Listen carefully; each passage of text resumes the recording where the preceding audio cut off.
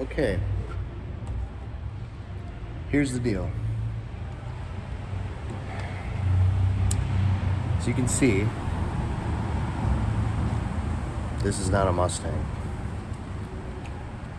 I'm in a little bit of a dilemma right now.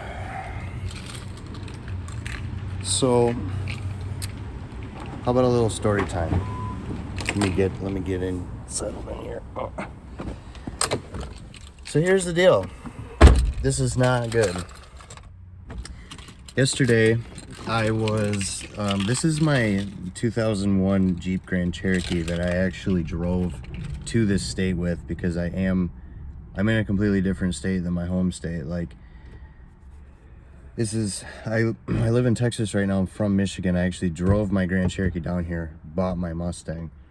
So, a little bit of story time. Let me get this started here. Fires right up. Fires right up. Every time. Can't say the same thing about my Mustang. So the deal is, yesterday, I was getting ready to do a compression. I was doing a video. I was filming a video for a compression test.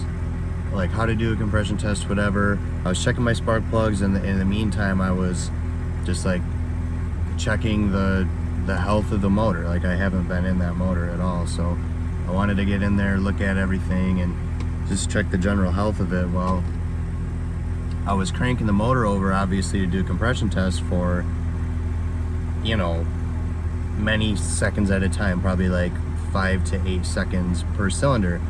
Well, I had got through 3 cylinders, and I thought, you know, I'm like, well, so I'd only done it 3 times. I only cycled the starter for 3 different times. I'm in my parking garage right now. I'm gonna try to go to my Mustang. So, it's nice about being an automatic. I can actually hold the camera and drive. Not on the street though. I cranked it over 3 separate times, and it didn't sound like it was dying at all. It just, like, I thought, well, the battery's probably starting to get a little bit low, but no, it wasn't listening to music or anything. It just cranked it over for, let's say, 8 seconds 3 different times, and I decided, all right, well, it's about lunchtime. So went inside, shut everything, locked everything up, went inside, ate lunch, came back out about 20 minutes later, and the car's dead. The car is completely dead. So I'm like, okay, that's whatever, no big deal. Figured I just killed the battery, whatever. So I get in it, and it's reading 12.7 volts, which is strange because if it's dead, it should be like, I don't know, 10, maybe low 11 volts, and it wasn't. So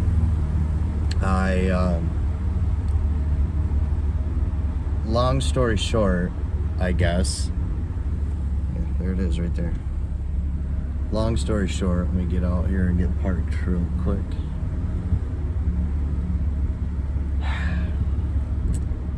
I've told this story a few different times already, obviously, to a lot of different people. So forgive me if I'm forgetting anything here. But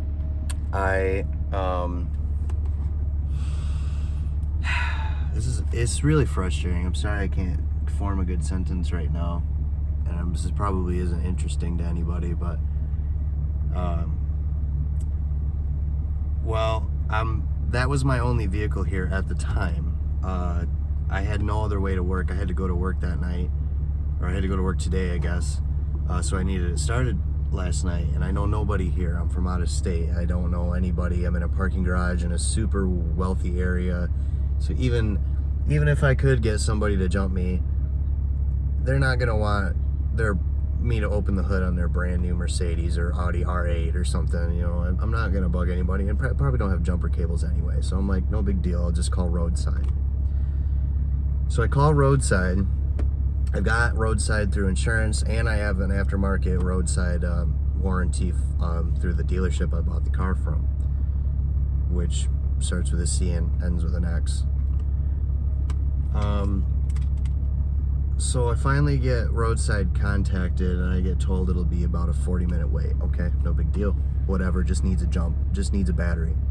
I put into the details of it, like, just bring me a battery. I put the part number in there. I said you can pick it up at AutoZone, whatever, it doesn't matter. I just need a new battery. The one that was in it was junk. It was a little bit corroded anyway. I'm like, no big deal. I'll pay the money, and it does actually cover that. So here's the deal. I call Roadside. I get contacted saying they're 40 minutes away, and at the very last minute, after 40 minutes, I get a notification that they canceled on me. They canceled. What do you mean they canceled? Like, what if I'm in the middle of nowhere, stranded in the hot sun? They just cancel on me after an hour? Like, I don't know what the deal was. They never explained anything. I never had contact with them, so it's like, whatever, no big deal. I guess I'll just call another place. Well, they got me through to another place that estimated like 2.5 hours. I'm like, oh, I can't do that. You know, it's already getting late. So I call the company and I'm like, hey, can you guys, like, you know, can we do something? Can we, I call basically the warranty hotline, and I'm like, I need somebody here now. I just need a jump, like, or a battery, like, it just, you know, I'll just take a jump and then I'll drive somewhere, whatever. So they connect me to another place that says that it'll be like 100 minutes or something. It was like an hour and a half. I'm like, whatever, I'll just deal with it. Well, the guy gets here, and I'll tell this from my, at that point, perspective. Dude gets there after fucking ever. He ended up taking over double the time that it was estimated. And I even called the guy, and I'm like, you know, where are you, whatever. He's like, oh, I had to circle the building a couple times. I'm like, no, you didn't, because I'm down here waiting for you. It's a gated community. I gotta let him in. He either couldn't find it or whatever, which is fine. I just wish he would have called me and let me know I was gonna be forever, because I wasted an entire day. So he finally gets up here. I get him the key. I get him in, and he, I mean, he shows up in like a brand new Volkswagen Jetta. Like, there's no branding on the car. I'm like, you know, what is this? I figured you'd think that they'd show up in like a truck with some tools, but no. And the dude just pulls out like a rinky-dink AutoZone jumper pack. And I'm like, did you bring the battery? Of course you didn't. Of course he didn't bring the battery. He's like, no. I'm like, yeah, all right, whatever. Just give me the jump. So he hooks the jumper up. He hooks the jumper up to the battery, and, you know, he's like, oh, this thing's got a load tester on it. You want me to try? I'm like, yeah, sure. He's like, okay, well, the battery says the battery's full. I'm like, okay, that's weird, you know. And then I'm thinking back, well, that's weird, because the car said it had 12 volts too, so it must be a good battery, so there must be something else going on. So he's like, well, we can try it anyway. So he hooks up the cables to the battery, and he's like, all right, go ahead and try it. So I get in, and on my Mustang, I got a little voltage readout, and it says 12.5 volts. And I'm like, all right, cool, you know, try it. Nothing happens. Nothing happens. So I lean out the window. I'm like, hey, can you, I'm like, make sure it's turned on. And he's like, it's turned on. I'm like, okay. You know, he's kind of getting an attitude with me, because I'm questioning him at this point, which I understand, you know. But the dude didn't look like he did it for a living. I don't think he knew much about cars. I don't know what the deal with all that is. So it doesn't, I try it again, it still doesn't start. Now I see the voltage drop down to 10.9. Now, if you know anything about cars, you'll know what is wrong with what I just said. Voltage drops down to 10.9 volts. I'm like, okay, something's really wrong with this car. And I get out, and I'm like, all right, you know, I mean, by the time I was out of the car, the dude was halfway to his own car, being like, see ya, you know, I did all I could do, whatever. And, you know, I'm like, really? Like, that's all you're gonna do? Like, you can't help? Like, I call Roadside. I didn't call, like, hey, jump it. If it doesn't work, it doesn't work. I don't know how all that works. I've never had to ask for roadside assistance. So I'm like, shit, you know, now I'm like panicking. I'm freaking out. Let me go. I'll go. Let's get into my Mustang right now. Let's see. So I'm starting to freak out because I'm like, crap, there's something seriously wrong with my Mustang, which is my only ride back and forth to work right now, until I get my Jeep back there registered, which is going to take a little bit because I owe some money on the car that I got to pay, and I'm like, whatever, I'll just drive that until I get it all paid for, whatever. So this lovely thing. So this is what happens. I end up calling up the dealership that I bought the car from, and I'm like, you guys fucked up, because that battery was super corroded, and it was the same battery that was in here from factory battery. This is 2017. You should probably change your battery by then, especially if you're selling it through your dealership. Like, that seems like common sense to me. So I call them and I bitch them out, and I'm like, you guys left me stranded. Like, this is something you should have checked. This battery is like 5 years old and it's junk, you know. And of course they were very apologetic and like, you know, we'll take care of it. Keep your receipts, you know, we'll reimburse you for everything. And I'm like, okay, you know, cool, whatever, at least it'll be paid for. And it is under warranty, so I just have to get it towed there. So this is where it gets interesting. I end up Ubering all the way to Garland, Texas, paying like $50 to get an Uber to my work where my Jeep is at. And I'm like, I'll just drive that, no big deal. Get there, and of course it wouldn't start. Had to jump it. Luckily the dude was cool with me, like jumping it off of his car. And I get in it, and now I'm trying to put insurance on it before I go. Now, it would not let me put insurance on it through my app. I go through Geico. It was just not letting me.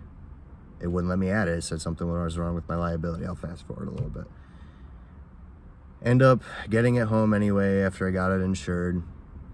And I'm like, you know what? Just for shits and giggles, let me try to start the Mustang.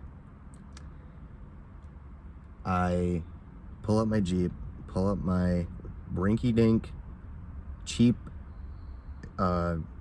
jumper cables, hook it up, and the car's reading 14.5 volts. Immediately I knew immediately as soon as I saw that. Started right up. Let's see if it starts now.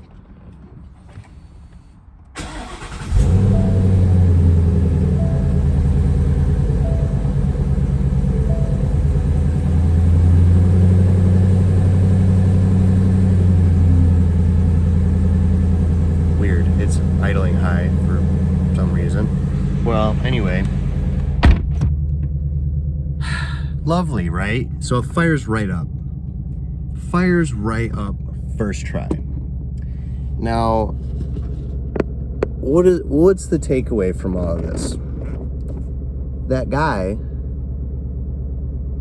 who showed up for roadside assistance wasted an entire day of mine, because he never turned the jumper pack on and then told me that the battery was good. I thought I knew what he was doing. I'm an idiot. I should have known. I've been working on cars for years.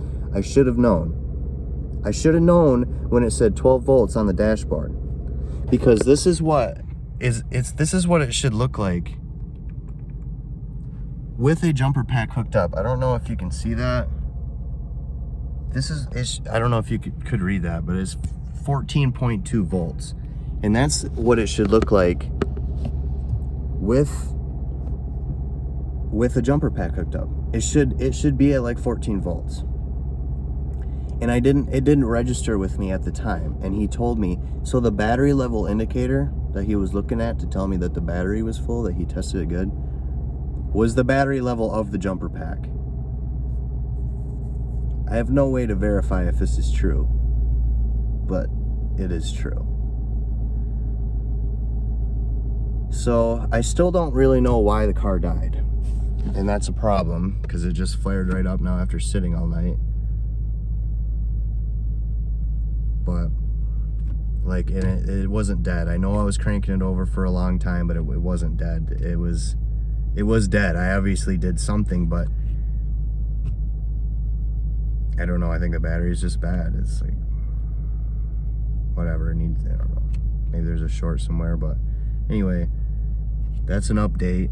I mean, I was supposed to put a video out already, and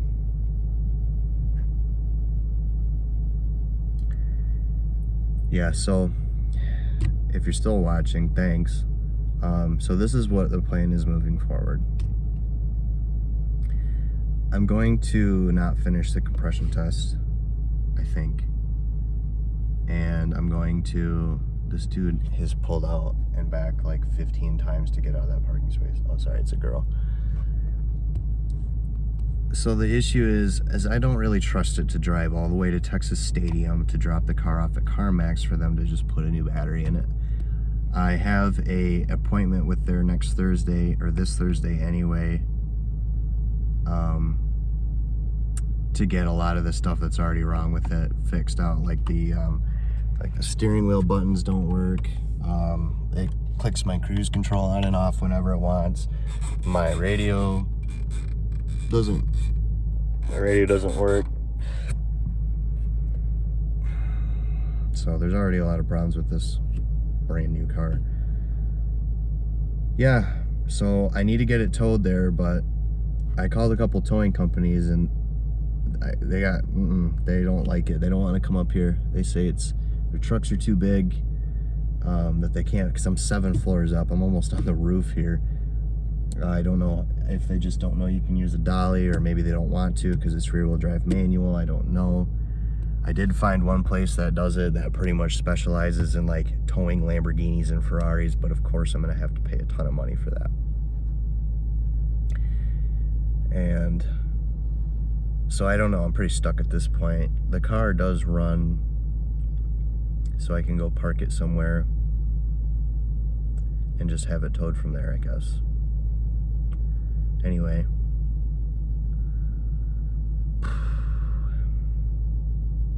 I guess that's it. I don't know what my next video is gonna be. This has been an absolute emotional train wreck because there is something still wrong with the car. I don't know if it's just a bad battery, or if it's my alternator is going in and out, or there's a short somewhere. I don't know. It still did something funky, like it wasn't dead. It was not dead when I was cranking it over. It did not act dead. I know what a dead battery sounds like when you try to hit the starter with it. So it just died. I mean, literally within 20 minutes. Like I literally just started it, went inside for 20 minutes, and it was dead. Like dead. Like it would not do anything. So there's something still wrong with it, and I'm not very comfortable driving it. So guess I'm getting it towed over a